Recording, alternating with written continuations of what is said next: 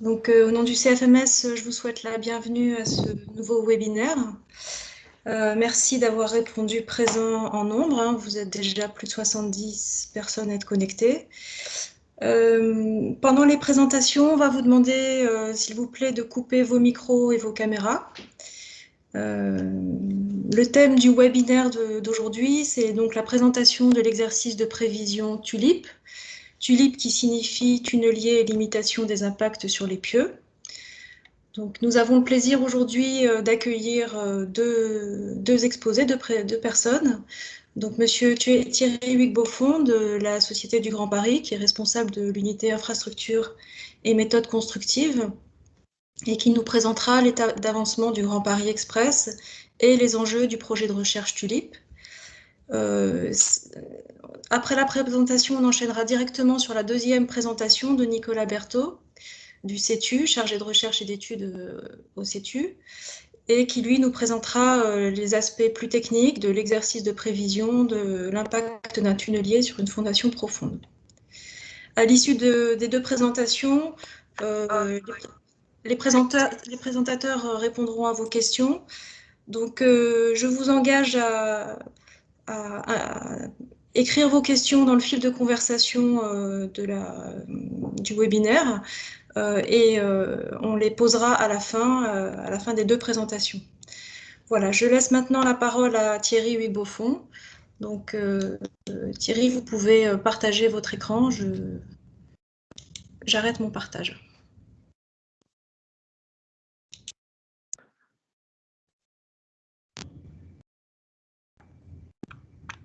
Voilà, j'espère que tout le monde,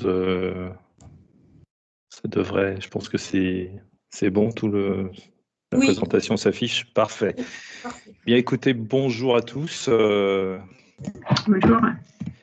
Je vais donc vous présenter l'état d'avancement de ce projet Grand Paris Express, beau projet. Donc, aujourd'hui, une étape importante, ce projet, donc, un petit peu vite. Ce projet donc se voit donc son financement pour moitié sécurisé. C'est une étape importante pour la Société du Grand Paris, surtout dans le contexte que nous vivons tous actuellement. C'est important de le souligner, hein. C'est une vraie dynamique, ce projet, pour l'ensemble de la profession. Mais aussi 15 marchés. 15 marchés de génie civil ont été attribués, hein, depuis le tout premier en 2016, hein, qui était le marché de la gare Fort-d'Issy, Vanves-Clamart. Et l'aventure, bien évidemment, continue. Aujourd'hui, sur nos chantiers, bien, il y a plus de 6200 personnes qui travaillent, environ 150 chantiers. Et ce qui représente quand même pas loin d'1 700 000 heures d'insertion, hein, qui sont réalisées. Et donc 1800, un peu plus de 1800 personnes en insertion depuis le début des chantiers. C'est quand même quelque chose de très important aussi. 5870 entreprises participent à cette grande aventure, dont 3500 PME, et plus précisément 2000 sont franciliens. Et donc aujourd'hui, ça c'est aussi une étape importante pour l'année 2020 qui vient de s'écouler. Excusez-moi, un petit problème de réglage dans le défilement des slides. On est aujourd'hui à 20 tunneliers qui sont pas en action bien évidemment, mais en tout cas baptisés, hein, pour certains sont en cours de montage. On est plutôt près d'une quinzaine de tunneliers en action. Et donc, ça aussi, c'est quelque chose d'assez extraordinaire et qui montre l'importance du projet du Grand Paris Express, hein, grand projet d'Europe. Donc en termes d'activité, ce qu'il faut noter, c'est quand même un peu plus de 20 km de tunnels creusés et revêtus sur le Grand Paris Express. Alors, on va rentrer un petit peu plus dans le détail. Et malgré cette année 2020, crise liée à la pandémie, eh bien, les chantiers, il y a quand même, ont repris après le premier confinement, dans le respect des règles, bien évidemment, sanitaires. Sur la 15 Sud, donc la ligne qui a effectivement démarré la première en 2016, sur les 33 km et ces 16 gares, on est plutôt aujourd'hui à environ un peu plus de 50% du linéaire forêt. Et au niveau, ce que j'appelle le post-fondation spéciale, donc tout ce qui est parois moulées, on est plutôt pratiquement sur la fin. Ça concerne donc l'ensemble des gares. On est plutôt entre 80 et 90%. Et on attaque ce qu'on appelle, tel qu'on le voit sur la photo de gauche, les structures internes. Dans l'ensemble des gares de la 15 Sud. L'activité qui reste encore, j'allais dire, en reliquat de fondation spéciale, ce sont les ouvrages annexes.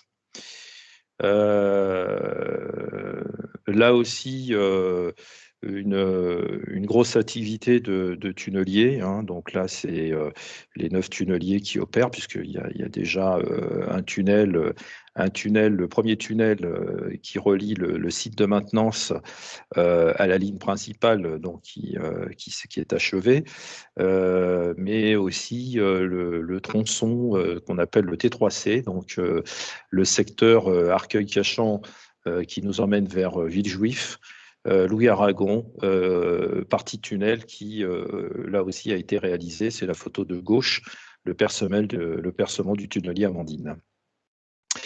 Là aussi, pour montrer une grosse activité, là pour le coup, qui montre qu'on enchaîne quand même assez rapidement avec ce qu'on appelle la partie système. C'est donc la pose des premiers rails qui a commencé donc en 2020 en arrière-gare de la gare de Noisy-Champs sur la 15 Sud.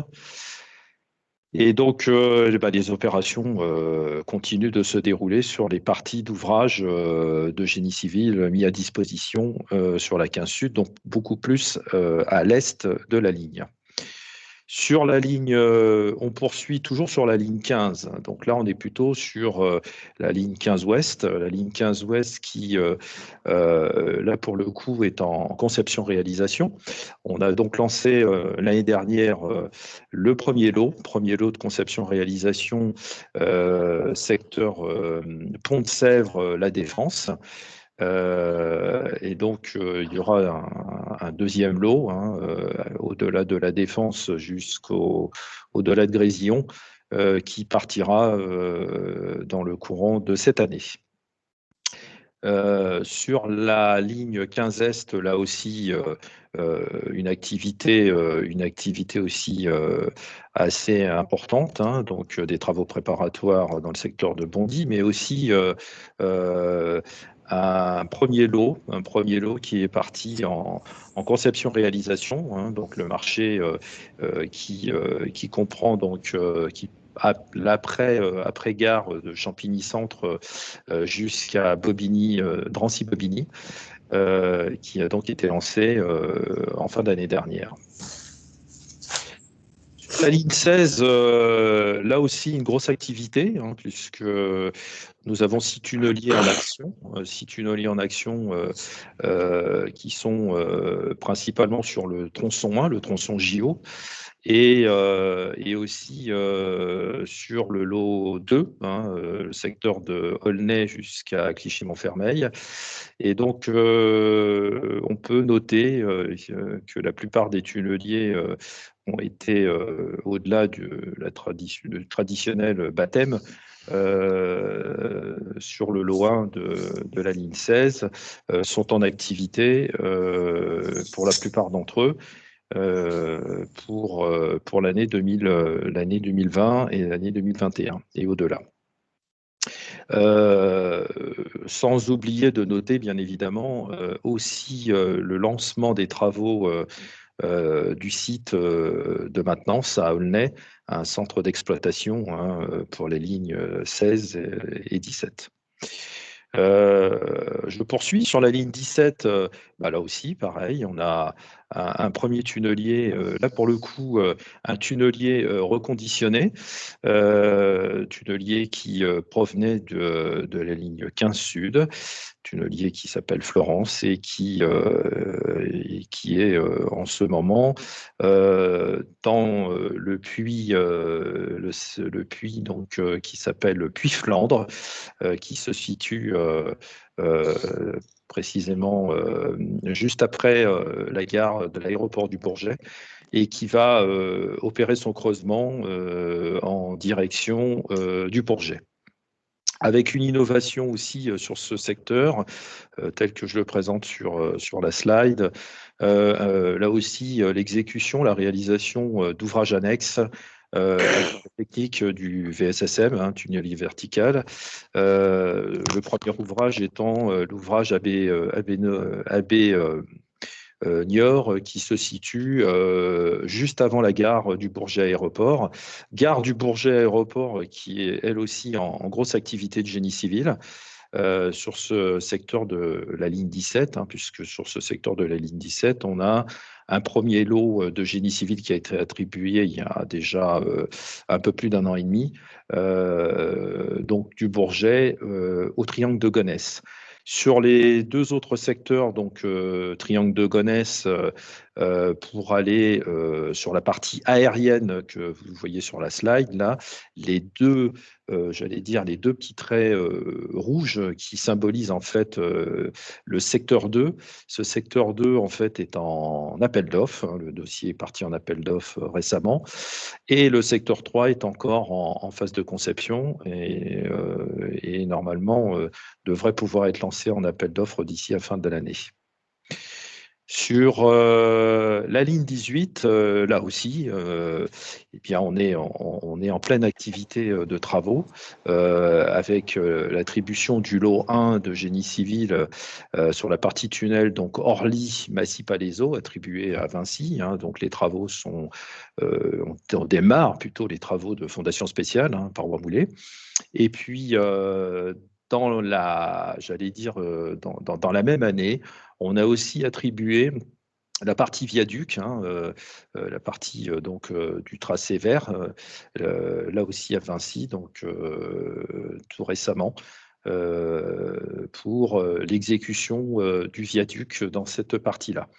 Reste en étude de conception donc deux parties. Une partie qu'on appelle, qui était effectivement encore en viaduc il n'y a encore pas si longtemps et qui fait l'objet d'études de ce que j'appelle passage au sol. Et puis une section qui redevient, pour aller vers Versailles chantier, en souterrain, dont le DCE est parti là aussi en appel d'offres tout récemment. Donc, comme vous pouvez le constater, sur l'ensemble des lignes, on est plutôt en fin de conception et une grosse majorité de phases travaux sur l'ensemble des lignes, à l'exception de la ligne 15 Ouest et de la ligne 15 Est qui sont passées en conception-réalisation. Donc, on constate effectivement un projet qui avance vite. Et pour cette occasion, la Société du Grand Paris a aussi fait le choix, compte tenu de la nature des travaux, d'engager des partenariats avec le monde académique, des projets de recherche. Et plus particulièrement, celui qui nous rassemble aujourd'hui, c'est le projet Tulipe, qui se situe sur la commune d'Aulnay, pas très loin de la future gare d'Aulnay, sur la ligne 16. Et donc, il est évident que la réalisation de travaux souterrains communément comporte toujours une part importante d'aléas. Et pour un maître d'ouvrage, c'est relativement, ça peut être dramatique compte tenu des conséquences qu'il pourrait y avoir en termes de coûts, de délais et d'impact sur les personnes et les biens. Et donc, on se doit, bien évidemment, compte tenu des nombreux chantiers, hein, comme vous avez pu le voir, hein, on a quand même pas loin de 150 sites en activité. On se doit vraiment d'avoir une bonne maîtrise en termes de risque et de s'adjoindre, bien évidemment, de toutes les compétences nécessaires pour maîtriser ces risques. Et il est évident que il apparaît aujourd'hui que les pratiques, on ne peut pas se contenter uniquement des pratiques courantes et qu'il nous faut maîtriser davantage ces phénomènes liés à la phase d'excavation, hein, des creusements, puisqu'on a fait bien évidemment le choix pour des raisons de planning de réaliser des tunnels avec des tunneliers.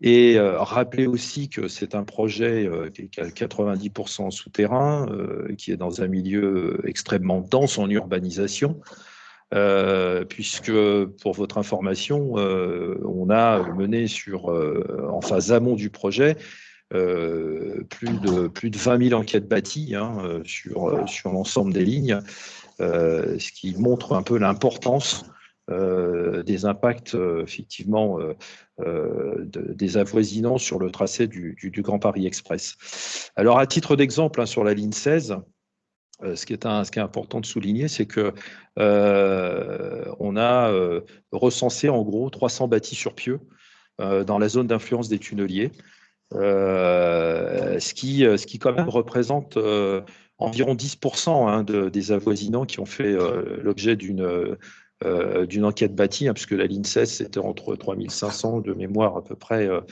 enquêtes bâties qui ont été effectuées sur le tracé. Donc ça montre un peu l'importance de ce projet de recherche, hein, TULIP, et donc afin de mieux caractériser, de mieux comprendre effectivement ce qui se passe, hein, à l'approche de tunneliers près des fondations profondes. Et donc, c'est vrai qu'on a l'ardente obligation de s'engager fortement en matière de maîtrise des risques. Ça, c'est très clair. Si on veut aussi, c'est une étape extrêmement importante, un choix important, un positionnement important du maître d'ouvrage pour aussi rassurer nos financeurs. C'est un gage.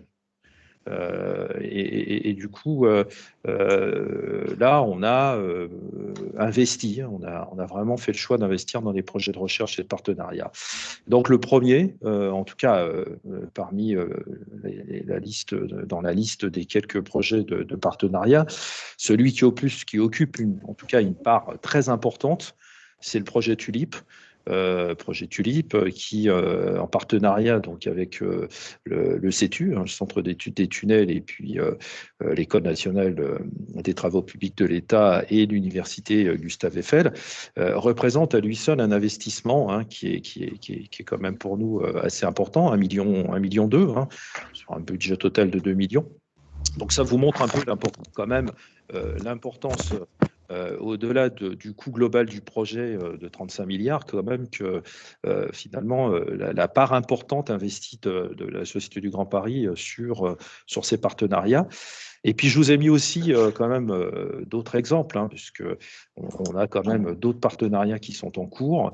Le projet GIPS qu'on a lancé il y a déjà quelques années maintenant, parce qu'on a une vraie problématique, hein, sur les phénomènes de dissolution de gypse, notamment là aussi sur la ligne 16, hein, dans le secteur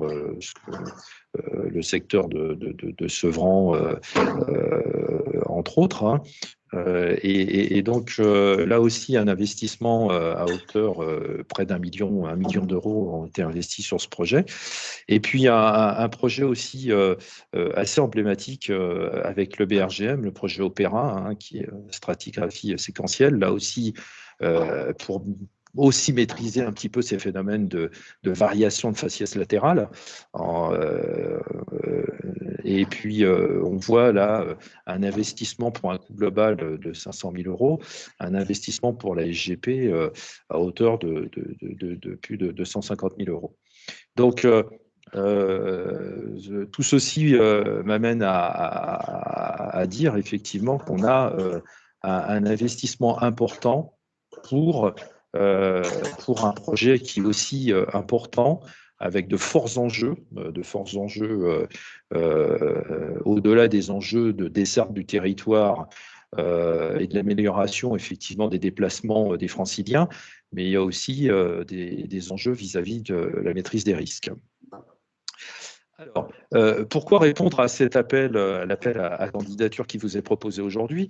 Eh bien, c'est surtout un souhait pour la Société du Grand Paris d'une forte mobilisation des acteurs, professionnels que vous êtes, ingénierie, entreprises, universitaires. Et la SGP est convaincue elle est convaincue par cette approche collaborative qui permettra de faire progresser les méthodes permettant d'apprécier au plus près l'interaction sol-structure. Et puis aussi un sujet qu'on a rencontré encore récemment, permettre de répondre aux interrogations formulées par les organismes de contrôle, les OCTA, qui, au vu de ces ouvrages quand même assez hors normes, ces gares, eh bien, les outils utilisés pour la conception ne suffisent des fois pas, et que pour répondre aux avis, aux commentaires, aux observations des contrôleurs techniques, il nous faut des outils encore plus performants, des logiciels de calcul qui permettront effectivement d'aborder, de résoudre les questions, les problèmes rencontrés ou apportés par les interrogations formulées par ces organismes de contrôle. Voilà, donc j'aurais tendance à dire en conclusion très clairement que toute cette démarche est nécessaire pour bien maîtriser l'impact du creusement sur les avoisinants. Comme vous avez pu le voir, sur l'ensemble de nos lignes, nous avons effectivement au-delà du nombre d'avoisinants présents sur le tracé du Grand Paris Express, on peut estimer, vraiment c'est une estimation bien évidemment, à environ 10% d'ouvrages, d'avoisinants disposant effectivement de fondations profondes, où on pourrait très clairement avoir un impact, une influence au passage du tunnelier lors de la phase de creusement. Voilà. J'en ai fini. Je pense que je peux passer la parole à Nicolas, oui. Voilà, je ne sais pas si vous pouvez partager votre écran.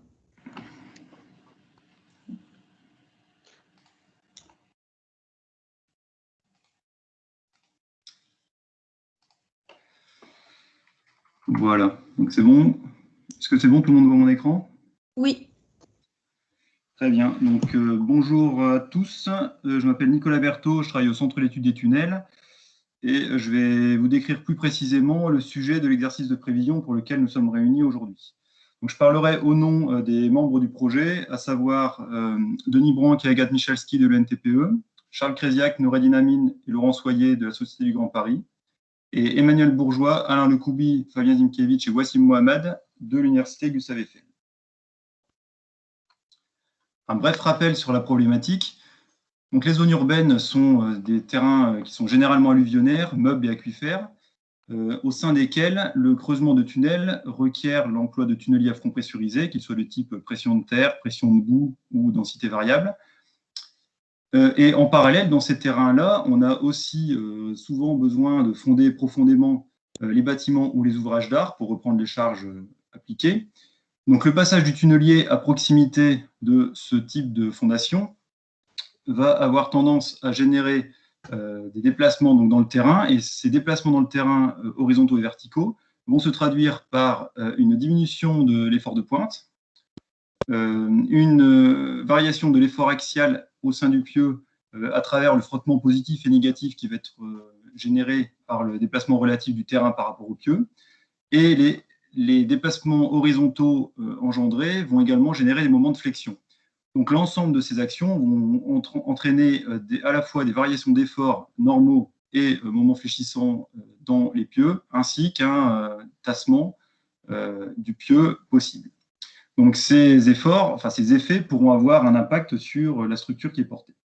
C'est dans ce contexte qu'a été construit le projet TULIP, dont le cœur est une expérimentation en vraie grandeur que je vais vous détailler juste après. Cette expérimentation, elle a été réalisée entre septembre 2019 et juillet 2020. Deux thèses sont adossées à ce projet, la thèse d'Agathe Michalski, co-dirigée par l'UNTPE-LCTU, et la thèse de Wassim Mohammad, dirigée par l'Université Gustave Eiffel. Ces deux thèses ont démarré fin 2019 et donc se termineront fin 2022 et ont pour objectif d'exploiter l'ensemble des données acquises et de développer des modèles numériques dédiés. D'autres données d'auscultation issues à la fois du Grand Paris Express et de la littérature vont également être exploitées. Et dernier volet de ce projet, c'est l'exercice de prévision pour lequel nous sommes réunis aujourd'hui, donc qui va se dérouler sur l'année 2021. L'ensemble du projet a pour objectif d'aboutir à un guide de bonne pratique, si on peut appeler ça comme ça, à l'horizon 2023. Alors, quelques informations sur l'expérimentation. Donc, comme l'a dit Thierry tout à l'heure, le site du projet TULIP est situé donc, au nord-est de Paris, sur le lot 1 de la ligne 16, à proximité de la commune d'Aulnay. En termes de géométrie, on a réalisé 3 pieux, P1, P2, P3, qui sont présentés sur la coupe présentée à droite de l'écran. Ces 3 pieux sont des pieux qui font 50 cm de diamètre, 20 à 25 mètres de profondeur. Et donc, on a 2 pieux qui descendent jusqu'à environ 1,50 m à 2 mètres au-dessus de la clé du tunnel, et le pieu P3 qui descend quasiment jusqu'à l'axe du tunnel. Transversalement, ces pieux sont positionnés à différentes distances par rapport à l'axe du tunnel, de manière à correspondre à différentes zones qui ont été de comportements différents, qui avaient été identifiés dans la littérature grâce à des modélisations en laboratoire.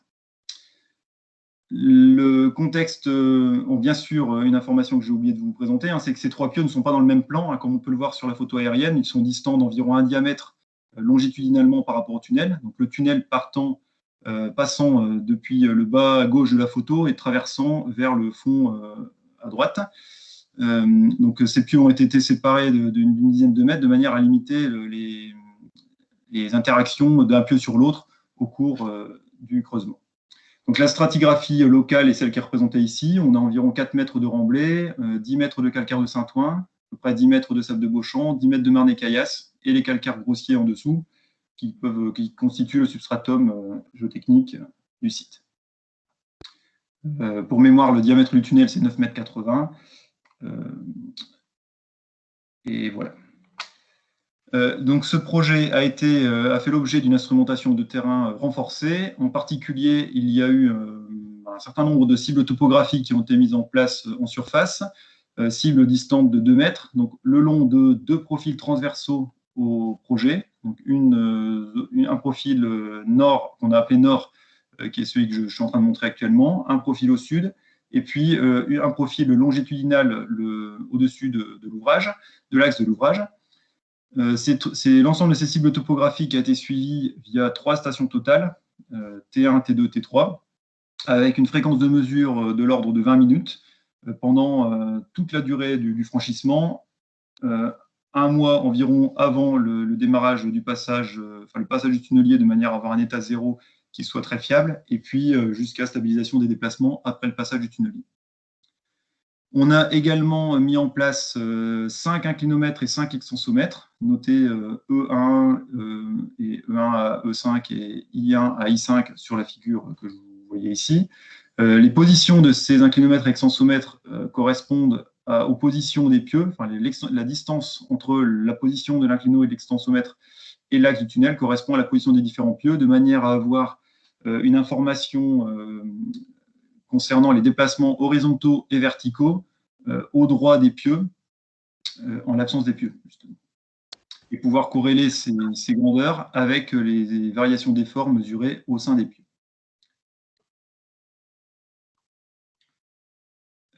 Information que j'ai oublié de vous donner précédemment, hein, donc les pieux ont été chargés via des massifs de réaction que si je reviens sur cette diapo, on les voit bien ici, donc c'est des masses en acier qui font donc environ 300 tonnes à peu près hein, par massif de réaction. Et la charge était exercée sur la tête de chacun des pieux par un vérin qui prenait appui donc, sur le massif de réaction et sur la tête du pieu, avec un contrôle en continu de la charge de manière à ce que celle-ci soit bien constante, y compris au cours du déplacement du pieu sous l'effet du passage du tunnel. Les pieux ont été également fortement instrumentés. Chaque pieu contenait 4 chaînes de cordes vibrantes, telles que celles que vous pouvez voir sur la photo située en haut à droite. Donc, dans chacun des pieux, on avait 4 chaînes contenant chacune 8 cordes vibrantes, donc environ tous les 3 mètres de profondeur. On avait également mis en place 4 fibres optiques, donc l'ensemble de ces mesures donc permettant d'acquérir la déformation donc le long de ces 8 fibres au cours du creusement, donc avec un pas de mesure extrêmement court. Hein. Et donc on a une redondance totale entre les mesures effectuées avec les fibres optiques et les mesures avec les cordes vibrantes, de manière à fiabiliser les mesures acquises. Donc vous voyez sur la photo du bas à la fois donc, les fibres optiques et puis les cordes vibrantes en haut à droite. Donc l'ensemble de ces mesures de déformation dans les pieux nous a permis d'évaluer les variations de l'effort normal ainsi que du moment fléchissant dans la direction transversale et longitudinale par rapport au tunnel, à tout instant du chargement et du creusement du tunnel. Chargement des pieux et creusement du tunnel. Donc on voit sur la photo en bas à droite à nouveau donc, le vérin qui permet d'appliquer la charge sur la tête du pieu, les cibles topographiques que je suis en train de montrer actuellement, donc qui ont permis de suivre le tassement et les déplacements horizontaux de la tête de chacun des pieux au cours du creusement. Et on voit également un capteur de vibration que nous avons mis, parce qu'on a également fait des mesures de vibration, des vibrations induites par le tunnelier, à la fois sur le terrain et au niveau sur la tête des pieux et dans un pieu. Mais bon, cela ne fait pas l'objet de l'exercice dont on va vous parler aujourd'hui. On a également récupéré évidemment l'ensemble des données correspondant au tunnelier, donc à la fois en termes de géométrie, hein, diamètre, conicité, surcoupe, etc., ainsi que les paramètres de pilotage du tunnelier, à savoir les pressions mesurées dans la chambre d'abattage en différents points, le couple sur la roue de coupe, les pressions d'injection du mortier de bourrage à l'extrado des voussoirs à la sortie de la jupe, ainsi que l'effort transitant par l'arbre de coupe, etc. Donc l'ensemble de ces données a été acquis et exploité et vous sera également fourni évidemment pour l'exercice. Quelques informations pour conclure sur cette introduction concernant le planning de réalisation de l'expérimentation. Donc les pieux ont été réalisés le 10 décembre 2019. Les mesures dans les pieux et le terrain ont démarré le 15 janvier 2020. Fin janvier 2020, les massifs de réaction ont été construits. Donc en particulier, on a pris le soin de commencer les mesures dans le terrain et dans les pieux avant la construction du massif de réaction, de manière à s'assurer qu'il n'y ait pas d'effort parasite engendré par un frottement négatif le long des pieux induit par la masse même des massifs de réaction. Les pieux ont ensuite été chargés le 26 février 2020. Malheureusement, donc la crise sanitaire est passée par là et a conduit donc, à un arrêt du tunnelier, donc à un report de notre expérimentation. Donc les mesures ont été arrêtées le 29 mars et les pieux ont été partiellement déchargés. Puis le 4 mai, on a repris les mesures dans le terrain et dans les pieux, avec un rechargement des pieux le 27 mai. pour un passage du tunnelier sous l'expérimentation la première semaine de juillet. Et donc les mesures ont ensuite été poursuivies pendant encore 3 petites semaines, jusqu'à ce qu'on ait atteint la stabilisation des mesures, puis l'expérimentation a été démontée. Alors si je rentre à présent plus en détail sur le contenu de l'exercice de prévision pour lequel vous êtes présent aujourd'hui, donc dans le cadre de cet exercice, on vous propose d'évaluer l'impact du tunnelier sur le pieu P3. Donc pour mémoire, le pieu P3, c'est le pieu qui est situé à un diamètre de l'axe du tunnel transversalement et qui descend quasiment jusqu'à l'axe du tunnel. Donc pour ce pieu, on vous demandera d'évaluer la distribution de l'effort normal dans le pieu, donc à différentes profondeurs par rapport à la surface, à la fin du chargement, donc après application des 2060 kN exercés sur la tête du pieu. Nous vous demanderons également ensuite d'évaluer, de vous concentrer sur l'état final, c'est-à-dire loin à l'arrière du front de taille, après passage du tunnelier, à travers l'évaluation d'une part des déplacements en champ libre, donc on va caractériser par le tassement maximal en surface du terrain, donc c'est-à-dire le tassement au-dessus de l'axe du tunnel, à une distance qu'on appelle champ libre, c'est-à-dire à une distance suffisante du pieu, de manière à ce qu'il n'y ait pas d'effet de la présence du pieu sur les déplacements dans le terrain, on va dire au moins une dizaine du pieu, ainsi que l'extension transversale de la cuvette. Donc on vous propose d'évaluer la distance pour laquelle on a 60% du tassement maximal, c'est-à-dire que ça correspond au paramètre Y de la gaussienne, pour ceux qui connaissent bien ce genre de choses. On vous demande également d'évaluer le tassement maximal de la tête du pieu P3 donc à la fin du creusement, ainsi que la distribution de l'effort normal et du moment fléchissant transversal dans le pieu à différentes profondeurs. Donc les différentes profondeurs qu'on a fixées, là c'est 1, 4, 7, 10, 13, 16 et 19 mètres, ça correspond aux différents points de mesure correspondant aux différentes cordes vibrantes dans le pieu.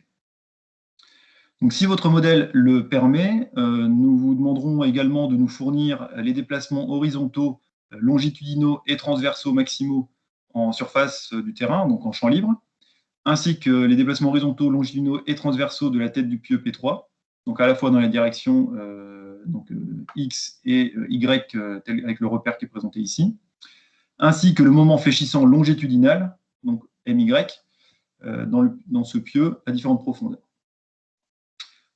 De la même manière, nous vous demanderons également, donc si votre modèle le permet, de nous fournir l'ensemble de ces différentes grandeurs que je viens de décrire pour différents instants, différentes phases transitoires correspondant à différentes positions du front de taille par rapport au pieu en question. Donc en particulier, nous avons fixé un diamètre à l'avant du front de taille au passage du front, donc lorsque la roue est située à côté du pieu P3, et un diamètre après le passage du front de taille. En termes de données d'entrée, nous allons vous fournir des données qui correspondent d'une part aux données géotechniques, donc à la fois le modèle géologique, c'est la coupe que je vous ai présentée tout à l'heure, un niveau piézométrique à retenir, la coupe des sondages pressiométriques qui ont été réalisés dans l'emprise, parce que je ne vous l'ai pas encore dit en fait, mais on a fait quelques reconnaissances géotechniques complémentaires spécifiques dans le cadre de ce projet. En particulier, 3 sondages pressiométriques ont été réalisés au droit des 3 pieux, ainsi qu'un sondage carotté qui nous a permis d'effectuer des essais de laboratoire complémentaires dont vous aurez les résultats sous la forme d'un tableau de synthèse. On vous fournira également les caractéristiques géométriques du tunnelier, diamètre excavé, épaisseur des voussoirs, surcoupe, conicité, etc. Les conditions de pilotage du tunnelier que l'on juge représentatives du franchissement, donc à savoir une valeur de pression dans la chambre d'abattage, la valeur de l'effort de l'effort transitant dans l'arbre de la roue de coupe, c'est-à-dire l'effort exercé par la roue de coupe sur le front de taille, les pressions d'injection du mortier de bourrage, etc. Concernant les pieux, on vous fournira à la fois le diamètre du pieu, donc comme je l'ai dit, 500 mm, le mode de réalisation, à savoir donc, forage à la tarière, la charge en tête, 2060 kN, ainsi que la distribution du module Young dans la hauteur du pieu, qui a pu être mesurée grâce aux mesures qui ont été effectuées lors du chargement du pieu. Quelques informations plus pratiques concernant l'exercice. Donc, le type de méthode de calcul est laissé libre. En particulier, vous pouvez utiliser des méthodes semi-empiriques, analytiques ou numériques, qu'elles soient 2D ou 3D. En particulier, c'est pour cela que l'on a fait le choix de scinder en deux, on va dire, en ce qu'on appelle des résultats obligatoires et des résultats optionnels. Les résultats obligatoires, vous pouvez les obtenir grâce à des approches bidimensionnelles en déformation plane. Et les résultats facultatifs, ils nécessiteront des calculs 3D. Donc après, nous vous laissons faire en fonction de vos habitudes et de vos compétences, sachant qu'en fait, lors de la synthèse de l'exercice, nous tiendrons bien sûr compte des différences de précision induites par le type de modèle qui est utilisé. En termes de nature des rendus, nous vous demanderons donc une note de calcul au format PDF qui décrit précisément les hypothèses effectuées et les résultats obtenus, ainsi qu'un fichier Excel que vous aurez à remplir, à l'image de celui qui est présenté en bas de l'écran, là, qui contiendra les résultats essentiels des calculs et qui nous permettra d'effectuer une synthèse plus facile de l'ensemble des résultats. En termes de calendrier, donc nous sommes aujourd'hui le 29 janvier, donc au cours de présent pour ce webinaire de présentation du sujet. Donc la semaine prochaine, je vous enverrai le sujet. Nous vous laisserons jusqu'à fin avril pour nous faire une première réponse.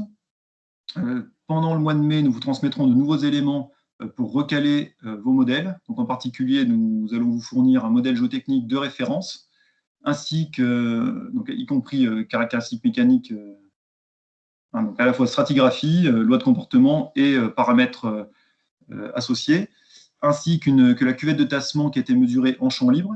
Donc l'ensemble de ces données aura pour objectif que vous puissiez recaler vos modèles et nous faire une seconde réponse pour fin juillet. Ensuite, et dernière étape de l'exercice, une demi-journée technique aura lieu le 14 octobre 2021 après-midi. Vous pouvez d'ores et déjà noter la date. Celle-ci, donc sous l'égide du CFMS et de l'AFTES, aura lieu au Centre d'études des tunnels à Bron, à côté de Lyon.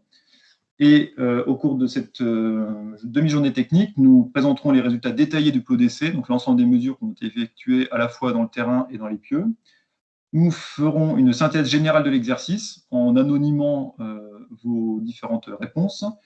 Et nous pourrons bien sûr vous faire participer, si vous le souhaitez. Vous pourrez tout à fait faire une présentation des modèles que vous avez réalisés.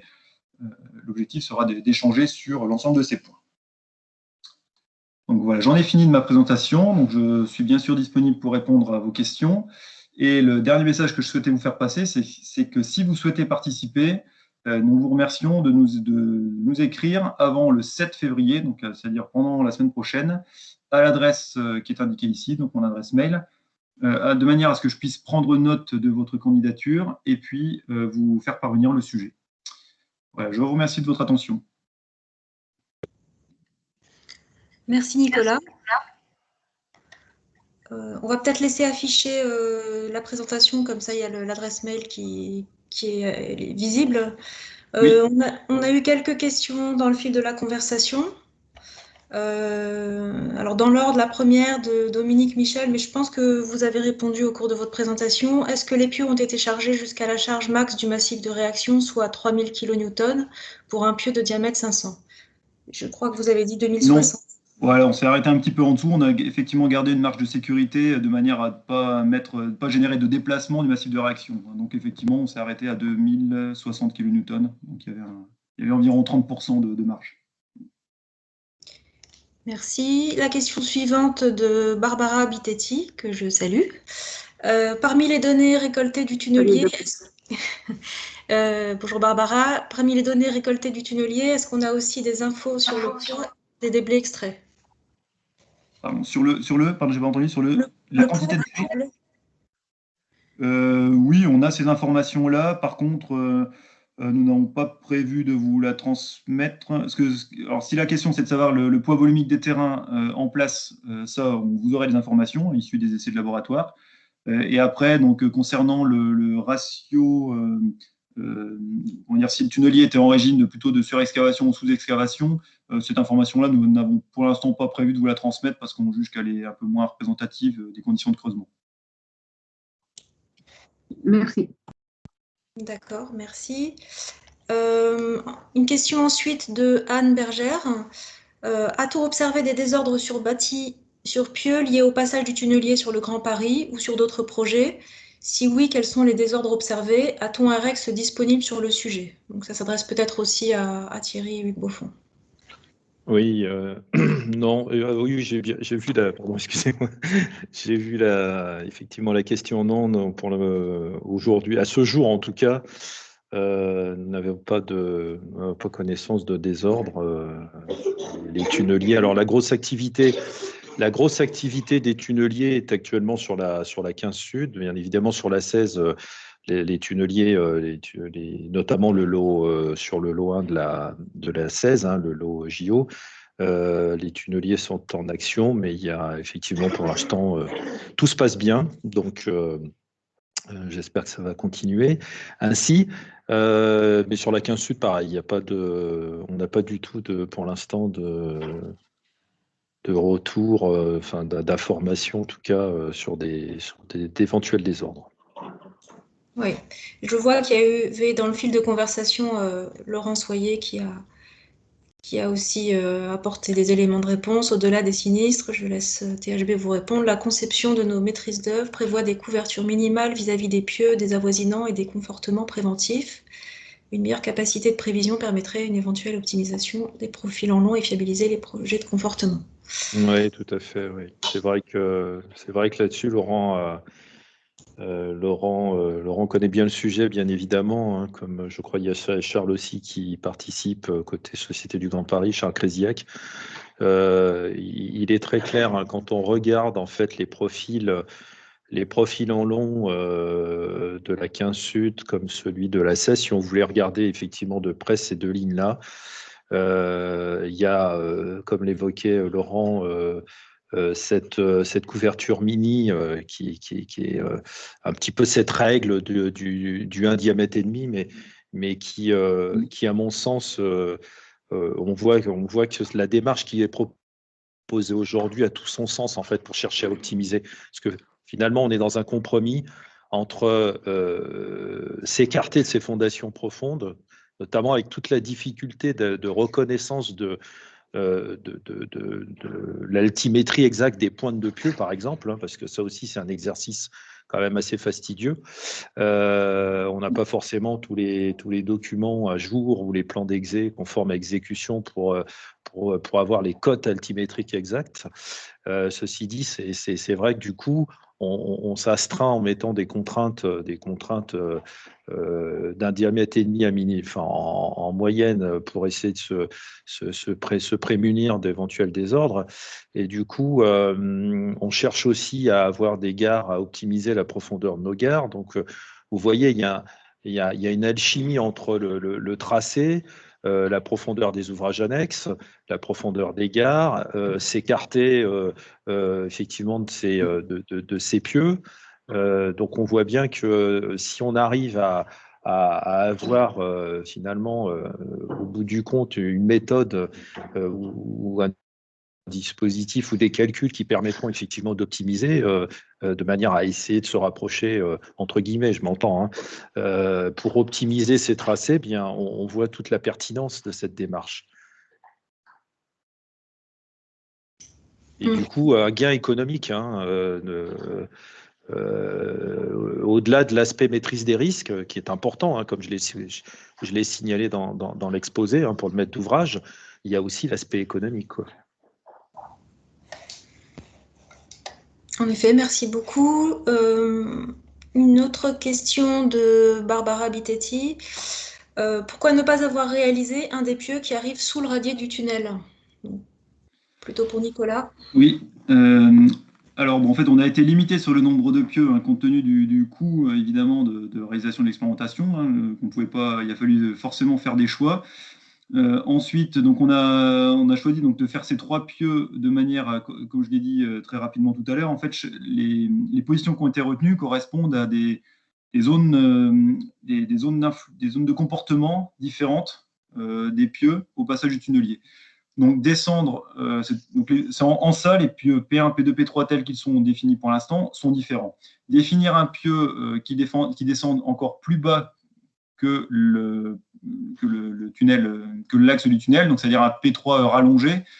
Ça n'aurait pas changé fondamentalement la cinématique du pieu au cours du passage par rapport au pieu P3 tel qu'il est envisagé actuellement. En tout cas, c'est ce que les essais en laboratoire qui ont été faits jusqu'à maintenant ont tendance à montrer.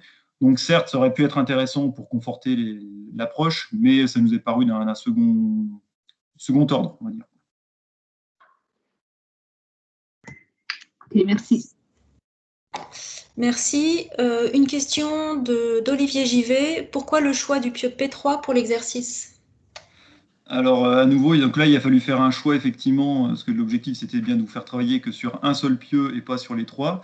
Donc, on a choisi le P3, d'une part parce que par rapport au pieu P1, il avait l'avantage à la fois d'avoir, on n'a pas la symétrie du comportement, hein, donc on a, par rapport au pieu P1 qui se situait au-dessus de l'axe, ça c'est le premier argument. Et deuxième argument, c'est que le tunnelier, lors du passage à côté du pieu P3, a eu des conditions de pilotage qu'on peut considérer comme relativement stationnaires. Donc en fait, pendant toute la zone de franchissement d'un diamètre de 10 mètres avant le pieu P3 jusqu'à 10 mètres après le pieu P3, on a eu des conditions de pilotage du tunnelier qui étaient très similaires, donc ce qui réduit les incertitudes liées aux conditions de pilotage du tunnelier, donc les incertitudes liées aux modélisations qui en sont déduites. Merci. Justement, une question peut-être un peu corollaire à celle-ci. Est-il prévu une exploitation des résultats pour les deux autres pieux? Bien sûr. L'ensemble des résultats expérimentaux mesurés donc à la fois dans le terrain et dans les trois pieux ont été exploités actuellement et vont faire l'objet de publications dans les revues internationales, dans les revues scientifiques et internationales, donc auxquelles vous aurez accès bien sûr après l'exercice. Ça c'est le premier point. Et également, donc nos deux doctorants, Wassim Mohammad et Agathe Michalski, vont s'intéresser également à une modélisation des trois pieux. Voilà. Dans le cadre de l'exercice, on s'est focalisé sur un seul pieu de manière à limiter le temps à y passer pour vous, bien sûr. Mais par contre, les résultats des deux autres pieux seront communiqués aux candidats ou pas? Alors, lors de la réunion de la demi-journée technique de fin octobre, on pourra présenter tout à fait aussi les résultats des deux autres pieux. Ça, on n'a pas encore calé le programme exactement, bien sûr, mais on commencera par une présentation des résultats et on pourra présenter les résultats du pieu P3, bien sûr, mais également des deux autres pieux à ce moment-là, tout à fait.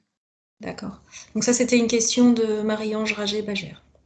Une autre question de Pouyan Abbas-Simaide, excusez-moi si j'écorche votre nom. Avez-vous effectué le chargement sur trois piles, trois pieux simultanément ou séparément avec un temps de latence sur votre test de chargement?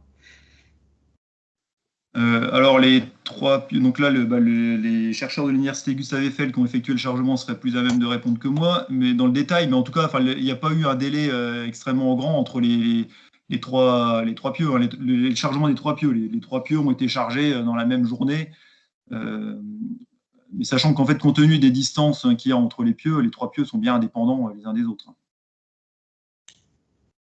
D'accord. Une question de Nicolas Gilleron. Bonjour, la référence des essais en laboratoire avec pieucité sera-t-elle partagée? Ce que vous avez évoqué tout à l'heure. Attendez, je ne suis pas sûr d'avoir compris la question. La référence des essais en laboratoire? Vous avez parlé d'essais en laboratoire qui ont été faits.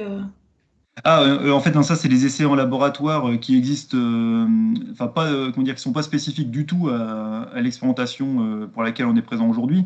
Hein, dans la littérature, il y a un certain nombre d'essais qui ont été réalisés par différents chercheurs, à l'ENTPE, en Angleterre, etc. Donc, il existe des choses qui ont montré qu'il existait différents types de comportements en fonction de la position du pieu par rapport au tunnel.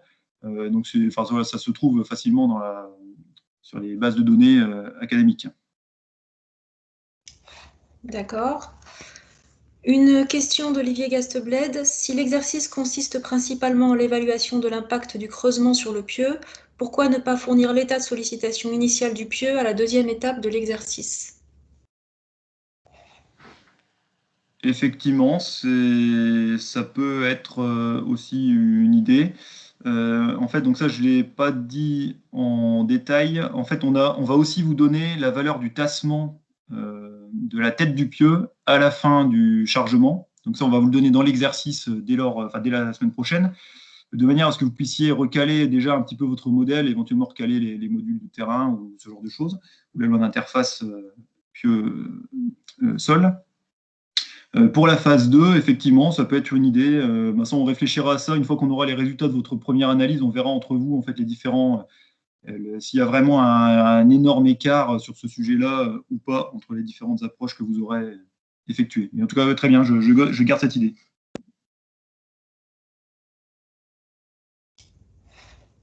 Voilà, il y a aussi une précision. Monsieur Lecoubi, les 3 pieux ont été chargés simultanément. Je pense que c'est pour préciser votre réponse de tout à l'heure. Là, il n'y a pas d'autres questions pour le moment.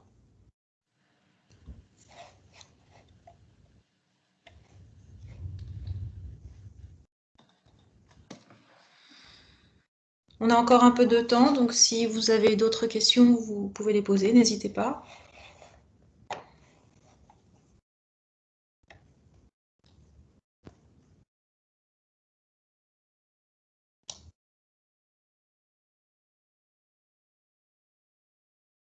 Si je peux me permettre, Isabelle, c'est pour aller donner, pour permettre un peu à toutes les personnes présentes d'avoir vraiment l'envie d'y participer, hein, de collaborer. C'est aussi, tel que je l'avais montré tout à l'heure, certes, on a 4 lignes qui sont parties en travaux, mais il reste, je tiens à le rappeler, 2 lignes quand même à forts enjeux, la 15 Ouest, la 15 Est, qui sont en conception-réalisation. Et vraiment, la démarche qui est lancée aujourd'hui, elle a vraiment tout son sens.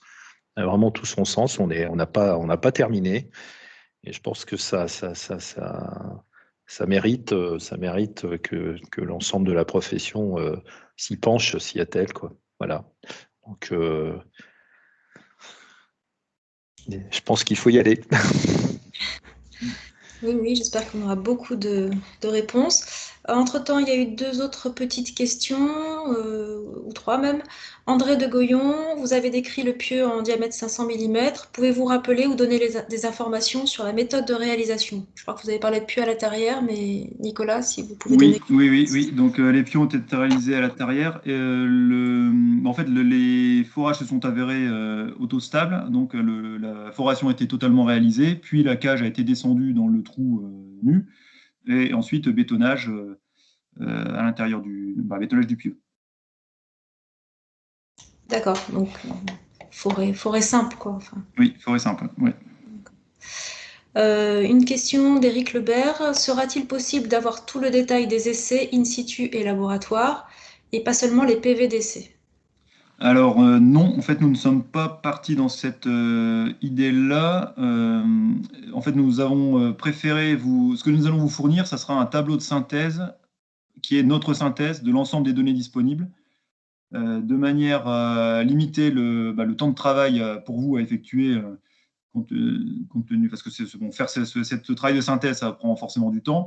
Et puis, en plus, nous voulions également limiter la dispersion. Vous allez voir quand même il va rester quand même une dispersion dans les résultats qu'on va vous fournir. Il y aura quand même des paramètres sur lesquels vous allez pouvoir jouer dans votre modélisation, bien sûr. Mais on ne souhaitait pas non plus, on souhaitait réduire un petit peu la dispersion des synthèses que vous pourriez faire suivant le poids que vous pourriez donner à tel ou tel essai par rapport à tel autre.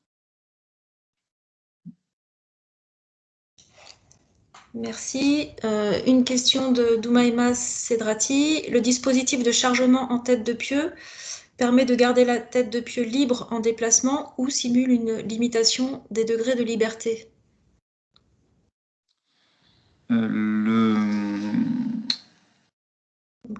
En fait, au-dessus du vérin, il y a une petite rotule en fait, donc qui autorise. Je voudrais être sûr de ne pas dire de bêtises. La tête du pieu est libre de se déplacer par rapport au massif de réaction. on ne peut pas considérer qu'il y a un encastrement entre la tête du pieu et le massif de réaction. Ça, c'est clair. Pour moi, on a une articulation. Bon, je laisse, je pense que l'université Gustave Eiffel qui est présente là, devrait répondre en commentaire pour être sûr que je ne dise pas de bêtises sur le sujet. Ensuite, une autre question de Pouyan Abassimede. En raison de l'état géotechnique, avez-vous considéré le type de pieu comme support ou fin dans les essais? Je ne suis pas sûre de bien comprendre la question. Je ne comprends pas la question non plus. Bon, si vous pouvez préciser, on passe à la question suivante. Oui, quelqu'un qui précise qu'il s'agit de pieux forêt, c'est ce que vous avez dit. Pourrait-on avoir, une question de Jean-Pierre Janin, pourrait-on avoir la courbe de chargement complète du pieu? Alors, nous n'étions pas partis dans cette idée-là. Est-ce qu'il y a un... Alors, bon, parce que nous, on n'y voyait pas forcément d'intérêt à vous transmettre la courbe complète. Bon, je vais en reparler avec l'université Gustave Eiffel, voir s'ils pensent que c'est vraiment pertinent. Mais pour l'instant, nous ne pensions pas vous donner ça. Nous pensions vous donner uniquement la valeur du tassement de la tête du pieu pour la valeur de chargement, qui est la charge de service qu'on a retenue pendant toute la totalité de l'essai, à savoir les 2060 kN. D'accord. Une remarque de Louise Carpintero, on a parlé de pieu forêt simple alors qu'il y a de l'eau indiquée sur la coupe, sur la méthode de réalisation du pieu. Oui, effectivement, oui, les pieux de toute façon sont effectivement descendent dans la nappe. Il n'y a pas de problème de stabilité des parois du forage. Non. Une précision concernant la question sur la tête des pieux, là. La tête de pieu ne peut pas glisser, il y a une rotule pour reprendre les éventuels problèmes de verticalité. Ensuite, une question d'Éric Antoinet. Suite à votre remarque sur la fourniture des données, est-ce à dire que les paramètres de calcul, entre parenthèses, module résistance au cisaillement, seront prédéfinis dans l'exercice? Alors justement, en fait, pour la première phase de l'exercice, on va vous donner, de manière résumée, en fait, on va vous donner les coupes des 3 sondages pressiométriques qui ont été réalisés dans l'emprise. Donc là, vous aurez toutes les valeurs des modules pressiométriques et des pressions limites à toute profondeur dans l'emprise. Ainsi que vous pourrez refaire l'exercice, mais on a fait l'exercice de faire une synthèse. Donc, dans le tableau de synthèse, quand vous donnera des paramètres, vous aurez la moyenne arithmétique, la moyenne géométrique et la moyenne harmonique des modules pressiométriques par formation. Voilà, donc ça, c'est les données qu'on vous fournira. En termes de résistance au cisaillement, on vous fournira également un encadrement donc en restant sur un critère de Moore-Coulomb, de la cohésion dans l'angle de frottement. On voit un couple cohésion angle de frottement minimal et un couple cohésion angle de frottement maximal par formation issu des essais. Par contre, dans cette gamme-là, on ne va pas vous dire retenez telle valeur de cohésion et telle valeur d'angle de frottement. Ça sera au vu de votre expérience, à partir du principe qu'on a fait, que nous avons bien synthétisé les essais, et après, le choix que vous en faites, ça sera justement votre expertise. Par contre, pour la phase 2, c'est ce que je voulais dire tout à l'heure, là, on pourra vous dire, finalement, on retient telle valeur de cohésion et telle valeur d'angle de frottement et telle valeur de module dans chacune des couches. Merci. D'autres questions et remarques sur la méthode d'exécution des pieux de André de Goyon pendant le forage, utilisation de bentonite ou tubage. Alors, je ne sais pas s'il y a un point d'interrogation ou pas. Justement, non. Enfin, en réponse, en fait, non, effectivement, il n'y a pas eu de tubage. Au départ, il était prévu que la stabilité soit assurée grâce à l'utilisation de boue. Et finalement, donc, Soletanche, qui a réalisé les pieux, n'a pas eu besoin d'utiliser la boue parce que les forages étaient autostables. Merci. Et une autre question sur l'exécution des pieux. Quelle surconsommation de béton? Je ne saurais pas vous dire. Je ne pense pas qu'il y ait eu spécialement de surconsommation. La paroi des pieux était, était relativement cylindrique. Donc les pieux, on peut considérer qu'ils ont une géométrie qu'ils ont un diamètre de 50 cm tel que le diamètre théorique. Il n'y a pas une surconsommation extrêmement importante. Après, si la question est plus précise que ça, je ne suis pas capable de vous répondre. En tout cas, ce n'est pas un point choquant qui avait choqué l'entreprise. Une question d'Olivier Givet au sujet de toutes les questions qu'on est en train de vous poser. Pourrez-vous rappeler les réponses que vous avez apportées ici dans les données d'entrée qui seront transmises début février? Bien sûr, mais toutes ces données, en fait, je pense que parmi tout ce que j'ai dit aujourd'hui, il n'y a rien qui n'est pas écrit dans l'énoncé de l'exercice. D'accord. Et d'autant plus que, en complément, vous me disiez tout à l'heure que la présentation sera disponible aussi. Oui, tout à fait. La présentation est enregistrée et elle pourra être réécoutée, enfin revisionnée via un lien qui sera sur le site du CFMS. Voilà. Autre question d'Anne Bergère. Je reviens sur le détail des essais in situ et labo. Ces données sont les données d'entrée au modèle et le résultat est quasi proportionnel à ces données. C'est très important de recevoir les détails des données, précio, courbe, pression, volume, au moins. Donc, c'est pour revenir sur la question d'avoir les données sources. Oui, enfin, je comprends bien effectivement que le tassement du pieu va être proportionnel au module que vous allez mettre dans votre modèle. Après, je ne comprends pas pourquoi, quelle est la nécessité absolue d'avoir les données sources en plus. Bon, je vais évoquer, mais je vais en reparler. On va reboucler en interne avant l'envoi du sujet. On vous transmettra. OK. Ok. Question de Monet. Est-ce qu'on peut savoir quel type de sonde pressiométrique a été utilisé lors des essais pressiométriques, sonde nus, sonde lanternée, camcometteur? Donc, je pense que c'est aussi toujours le sujet des données sources et de peut-être de leur fiabilité, de leur qualité. Oui. J'ai pas l'information en tête. Il faut que j'aille vérifier dans le PV. Et effectivement, bon, ok, bon, on va réfléchir en tout cas sur ce sujet-là. On complétera l'énoncé en fonction. Alors, il y a une remarque de Denis Branque. Vous confirmerez ou pas. L'objectif de l'exercice est aussi de mettre les ingénieries et entreprises dans la même situation qu'elles pourraient se trouver avant réalisation des travaux de creusement, d'où le nombre limité de données concernant l'exécution de pieux et les données machines. Bon. Oui, effectivement, oui, je confirme tout à fait. Hein, c'est effectivement bien ce que je veux dire. En fait, on a essayé de faire de mettre tout le monde sur un pied d'égalité en vous fournissant suffisamment d'éléments pour que vous puissiez développer des modèles qui aient du sens, mais sans pour autant vous donner évidemment toutes les hypothèses de manière à ce que l'exercice ait encore du sens.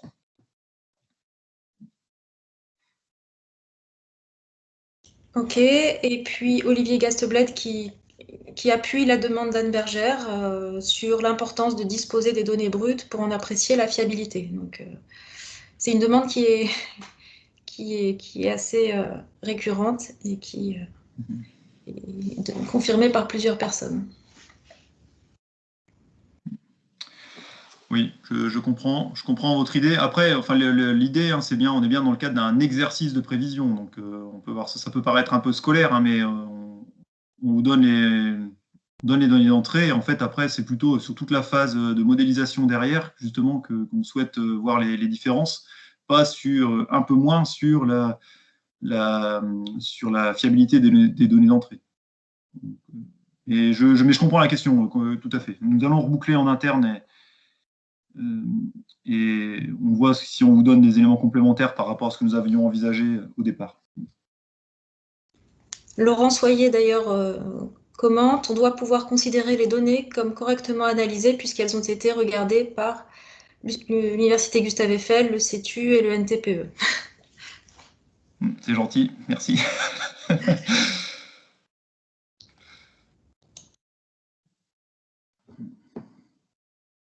Voilà, j'en ai pas d'autres. Entre-temps, il y a eu une confirmation de pas de surconsommation de béton.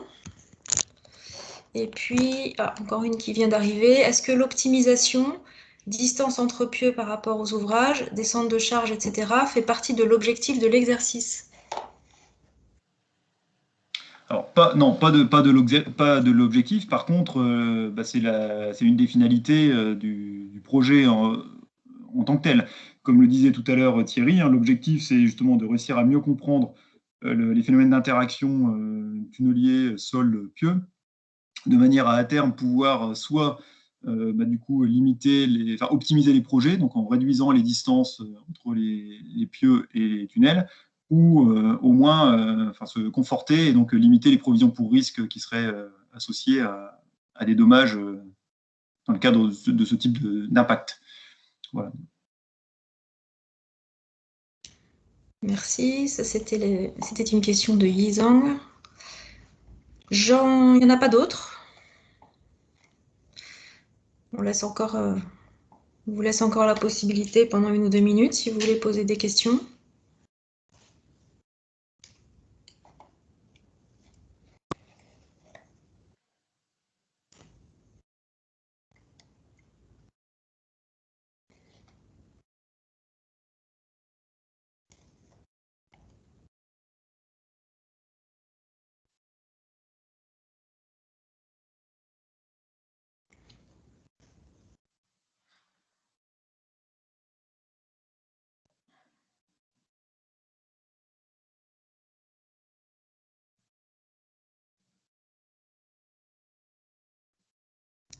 Bon, ça a l'air d'être relativement calme. Donc la prochaine étape, c'est début février, hein, c'est ça? La prochaine étape, c'est dès aujourd'hui par contre, on a essayé de fixer une date limite pour la transmission du sujet au 7 février. Donc c'est avant le 7 février.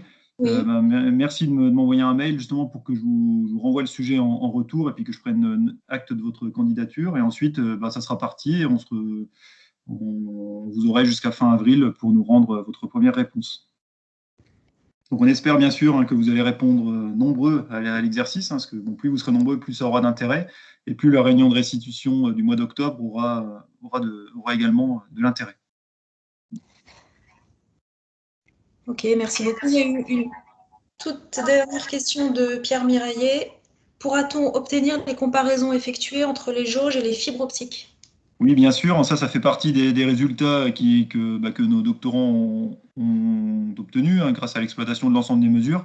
Donc tout ça vous sera présenté en détail lors de la demi-journée technique du mois d'octobre.